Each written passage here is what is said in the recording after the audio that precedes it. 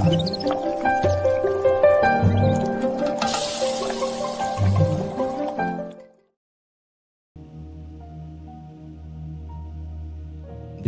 స్తోత్రం. ప్రభువునందు ప్రియులైన ప్రతి ఒక్కరు కూడా ఉదయపూర్వకమైన వందనాలు తెలియజేస్తూ ఉన్నాను. ఈరోజు దేవుని యొక్క పరిశుద్ధ గ్రంథంలోంచి నేను వాటను చదువుకుందాం. కీర్తనలు 119వ కీర్తన 140వ వచనం. నీ మాట మిక్కిలి స్వచ్ఛమైనది, అది నీ సేవకునికి ప్రియమైనది. ఈరోజు దేవుడు మాట్లాడుతున్నటువంటి విషయం, దేవుని మాట స్వచ్ఛమైనది. స్వచ్ఛమైనది అనేటువంటి మాట ద్వారా దేవుడు ఈరోజు మనతో మాట్లాడుతున్నాడు. దేవుని మాట స్వచ్ఛమైనది అని. ఎందుకనంటే ఈ లోకంలో అనేకమైన మాటలు మనం వింటూ ఉంటాం, అనేకమైన మాటలు మన చెవున పడుతూ ఉంటాయి, అనేకమైన రకరకాలటువంటి మాటలు మన వినికిడిలోకి వస్తూ ఉంటాయి. అయితే ఏ మాట స్వచ్ఛమైనది, ఏ మాట సత్యమైనది అని వాక్యం సెలవిస్తుందంటే దేవుని మాట మాత్రమే స్వచ్ఛమైనది అని దేవుని వాక్యం సెలవిస్తూ ఉంది.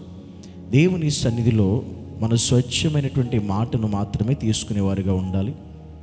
అసత్యముతో కూడినటువంటి స్వచ్ఛత లేని, స్వచ్ఛమైనది అంటే అర్థం ఏంటంటే ఇంకా ఆ మాటలో ఎలాంటి కల్మషము లేదు అని అర్థం.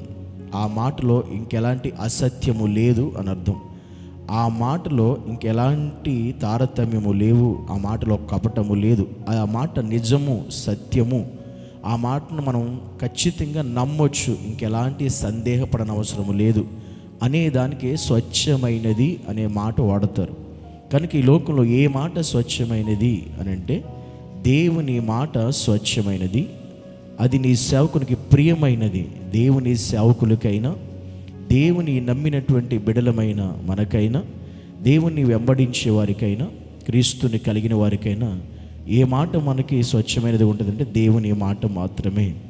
అందుకే అలాంటి స్వచ్ఛమైన దేవుని మాటను నమ్మి ఆ మాటను బట్టి మనం నడిపించబడే వారిమై ఉండాలి. ఆ మాటను బట్టి మనం బ్రతికే వారిమై ఉండాలి. ఆ మాటను బట్టి మనం ప్రతి కార్యాలు జరిగించే వారిమై ఉండాలి, ప్రతి క్రియలు చేసేవారిగా ఉండాలి. ఆ మాటని బట్టే మనం నడవాలి అని దేవుడు ఈరోజు మనతో మాట్లాడుతున్నాడు. కనుక ఈ లోకంలో ఏ మాట స్వచ్ఛమైనది అనేది మనం తెలుసుకోవాలి, అది మనకి తెలియాలి, అర్థం అవ్వాలి. అందుకే మనుషుల మాటలు స్వచ్ఛమైనవి కావు, అధికారుల మాటలు స్వచ్ఛమైనవి కావు, ఒక రాజకీయ నాయకుల యొక్క మాటలు స్వచ్ఛమైనవి కావు.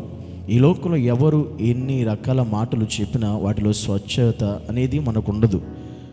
ఈరోజు అలాంటిది ఏదైనా కనబడితే ఏ మాటలో ఉందంటే దేవుని మాటలో మాత్రమే స్వచ్ఛత ఉన్నది, స్పష్టత ఉన్నది, పవిత్రత ఉన్నది.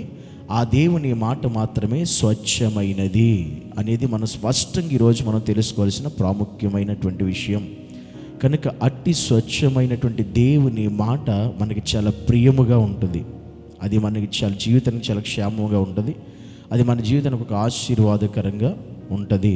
అందుకని మనందరము కూడా ఈ దినము నుంచి స్వచ్ఛమైనటువంటి దేవుని మాట మనం కలిగి ఉండేటువంటి వారుగా నడిపించబడుదుముగాక. ఆమేన్. పరిశుద్ధుడా నీకు వందనాలు యేసయ్య. స్వచ్ఛమైన నీ మాటను మాకు ప్రియమైనదిగా ఎంచి దాని ప్రకారం మేము నడవడానికి, జీవించడానికి మాకు నీ కృపా సహాయము అనుగ్రహించి నడిపించమని యేసుక్రీస్తు ఉన్నతమైన, శ్రేష్టమైన, అతి పరిశుద్ధమైనటువంటి నామమును బట్టి ప్రార్థించి ఈ దినమును ప్రారంభించుతున్నాము మా పరమ తండ్రి. ఆమేన్.